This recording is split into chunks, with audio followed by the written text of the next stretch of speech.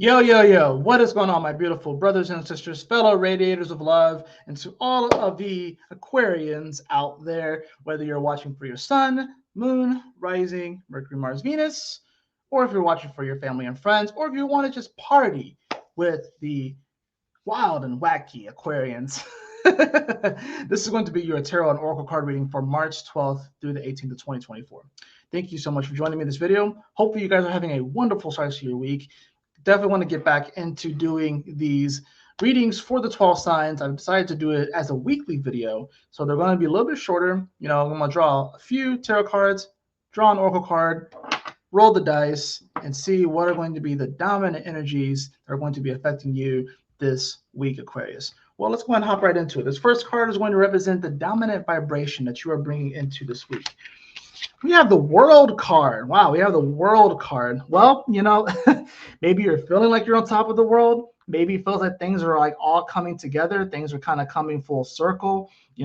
We have, of course, the representation of all the fixed signs, including yourself. So we have Taurus, Leo, Scorpio, and yourself. So it might be a good idea for you to watch those videos as well to kind of give you an overall well-rounded kind of like peek and insight into this week. But yeah, the World card, this is like, I feel like for the Aquarius, like your world is starting to open up a bit. Things are starting to come around. Things are starting to click into place.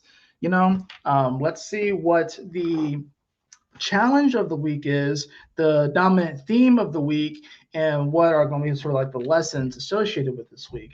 We have the Ace of Swords in reverse, the Ace of Swords in reverse. So I don't think this is a bad thing. I think this is probably just, when I see it upright, I usually think of new information. With it being in reverse, this is about kind of the information that you already have and kind of learning how to kind of use that to your advantage, if you will. So it's like, I don't think you're necessarily going to have like any like new or crazy epiphanies or crazy thoughts this week, or like any like major news, like super new insights. I think this is going to be more so insights into how things already are, right?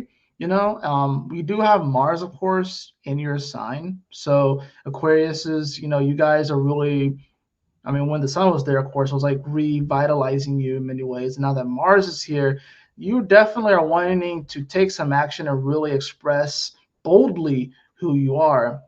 But there's a lot of energy here in Pisces in your second house. So, you right now, when it comes to like, finances, your sense of self-worth and everything, there's a lot of pressure right there in Pisces.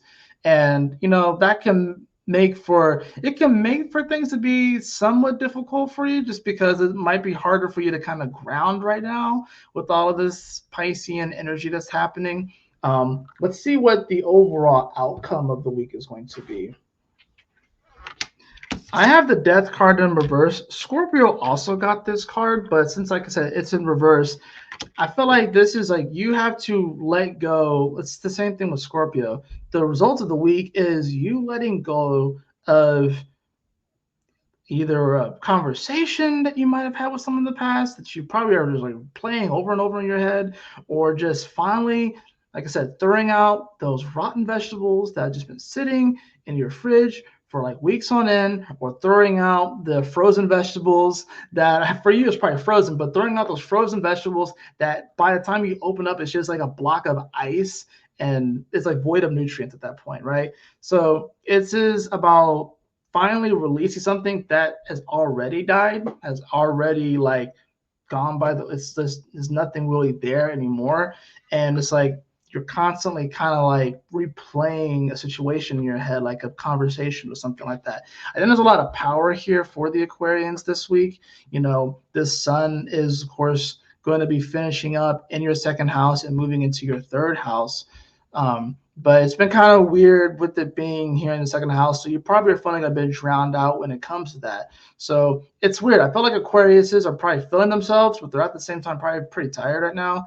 And they're wondering if other people are going to see their worth. So that's probably the thing. I think what you're having to kind of release right now that I'm thinking about it, is probably expectations from the world, like, or people's ideas and thoughts about you.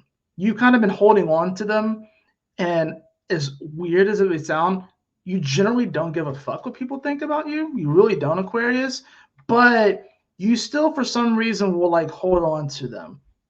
For some reason, you'll still kind of hold on to them. It's like you don't care, but you kind of do care. It's not like Leo where they like seriously just don't care at all. But like you don't care, but at the same time, it's like you'll take it under consideration for some reason. Like you'll take things under consideration.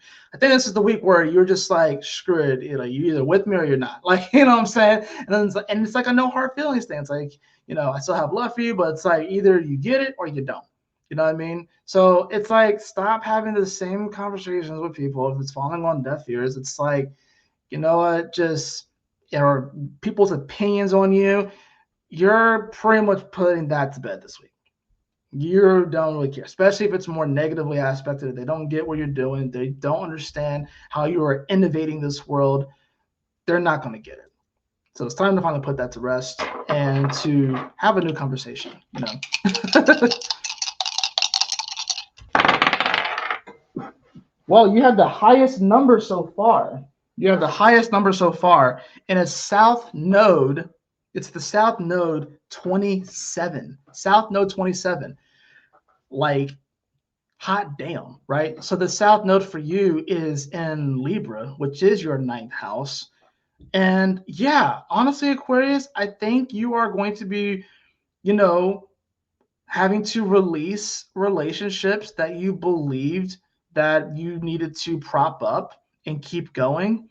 And it's time for that to, you don't have to do that anymore. Or maybe you've realized it, Aquarius.